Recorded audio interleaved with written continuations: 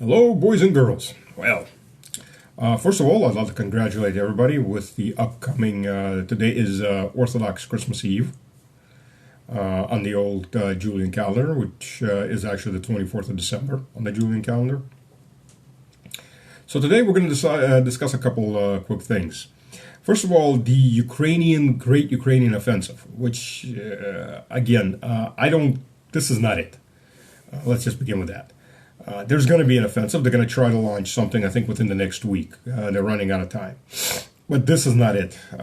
This movement toward Berdyan it's no offensive. Well, I mean, it's an offensive. It's a tactical offensive.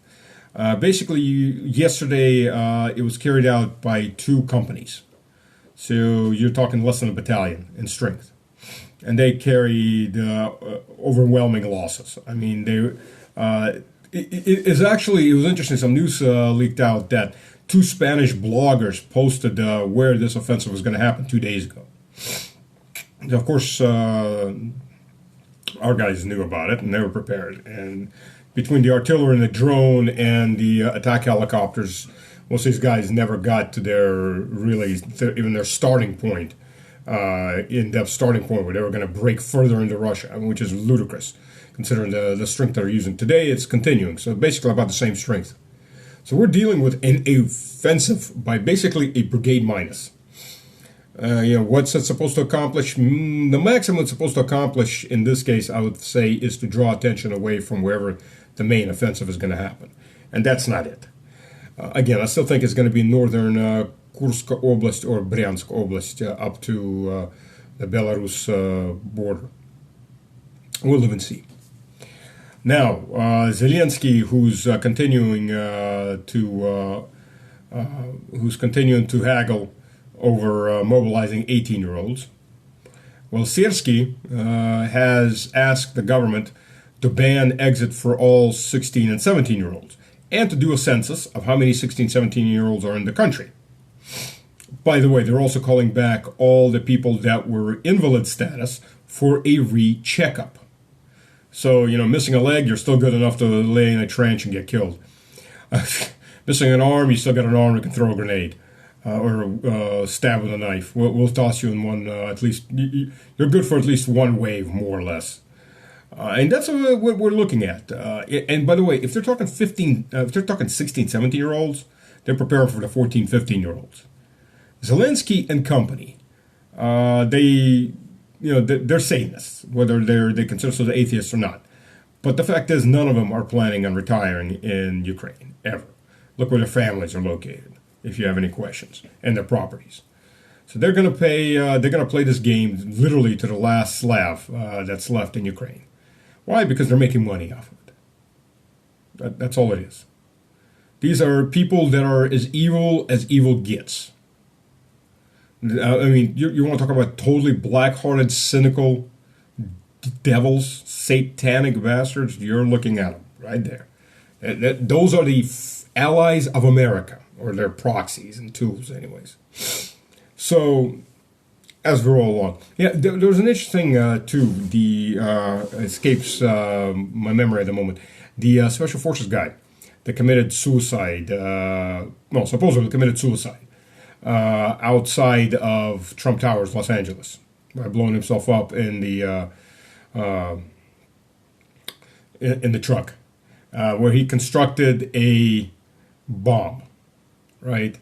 And the bomb he constructed, interestingly enough, was what? A couple canisters of gasoline and lots of fireworks and a few other things like that. This guy has 18 years in Special Forces. If you want to construct a bomb, he knows. Well, knew maybe, but maybe he knows how to construct a bomb, right? Guy that shows up on reality TV. He's 2 years from going in retirement. Spotless record. Yeah, he was pro-Ukrainian from his T-shirts that some of them were, but other than that, why would he suddenly commit suicide? And then the interesting note comes out is that his head was shot off, or he shot himself, I guess, with a Desert Eagle. For those of you who have never held a Desert Eagle, it is a 50 caliber pistol. Damn thing is this big. It is heavy. It is a pointless weapon. An absolutely pointless weapon. Yeah, it'll punch a hole through the block on a semi. But it is absolutely, as a working instrument, it's absolutely pointless to begin with. It's heavy. It's got massive recoil. It's like $6-7 a bullet. I had a friend when I was in university who bought one just because he could, he could brag about it. But it is an absolutely pointless weapon. But it's heavy enough to hold up to your head like this. If you shot it, there wouldn't be a head left. Let's begin with that. That would just take it all off. I mean, it's a 50 caliber round, right? If you ever seen a 50 caliber round hit a human body, I saw one that hit a human body just below the shoulder. And it was the right shoulder. And the right arm and that part of the shoulder flew away into one direction. The body went the other direction. That's a 50 caliber round. I mean, it's a bullet that friggin' big. 50 caliber rounds is what I fired as my personal machine gun on a tank. It was a 50 cal, and it was meant for crunching light armored vehicles. So that bullet would have gone through his head, through the truck, and through whatever the next 2-3 cars that would have been on the other side, or into a building on the other side. But if you also look at the video, the person there is moving. So none of this adds up. None of this adds up. But all three terrorist actions right off the bat, right before, today is when Trump's elections gets confirmed by Congress. The election, the real elections, not the people. People in America don't make elections. They don't elect presidents. That's a myth. You have the Electoral College, and they can vote any which way they want. Most of the time they do vote the way the people want it, but they're free to vote whatever way.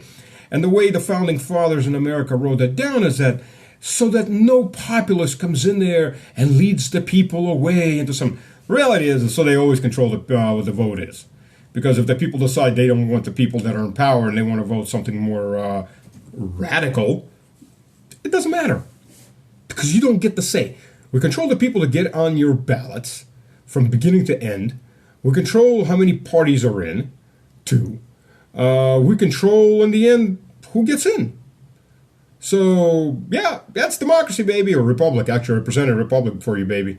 It's representative, it's a republic, but who it represents in that republic? Well, it's hard to even call it a republic anymore, oligarchy. With a bunch of bought senators and congressmen. Or representatives. So yeah, well, I'm sure they're probably going to confirm the elections. But what's going to happen in the inauguration is going to be very interesting. Now Zelensky has a short period of time to launch his big offensive, the PR, and it's a PR offensive. You got to understand, he's going to launch it because he needs PR points. This is a government that runs on PR, not on logic, not on strategy, just PR. But he's not the only one. You've got the actual dictator of America, and I'll call him dictator because he is not an elected official. Sullivan, who is the Secretary of State? Yeah, he is actually running the country, if you actually look at it. I mean, you've got a brain-dead half-zombie who can't remember what his name is. You've got an empty suit called Harris. And you got the head of the Senate and the House of Representatives that really don't want to get too involved. So who do you got left? The number 5, Secretary of State.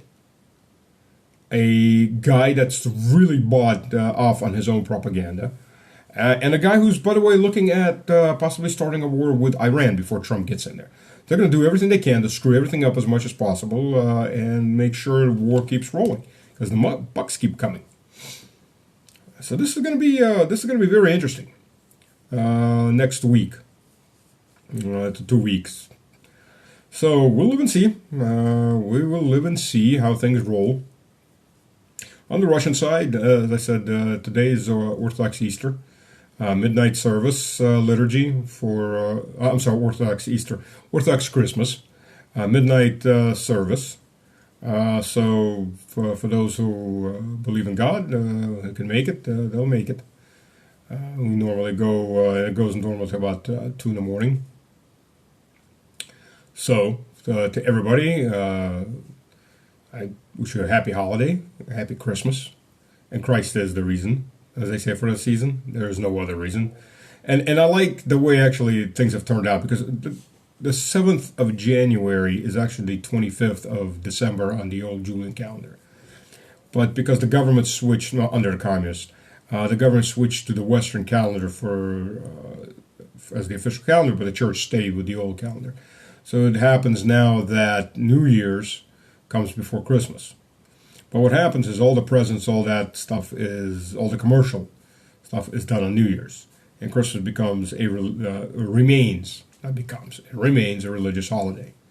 For the family, for people, for God. So. And by the way, any of you wanting to move to Russia, let me know. I can hook you up with people. And we can make this happen. And you too can live in a Christian country. There's my little spill for that. Don't forget to support, please.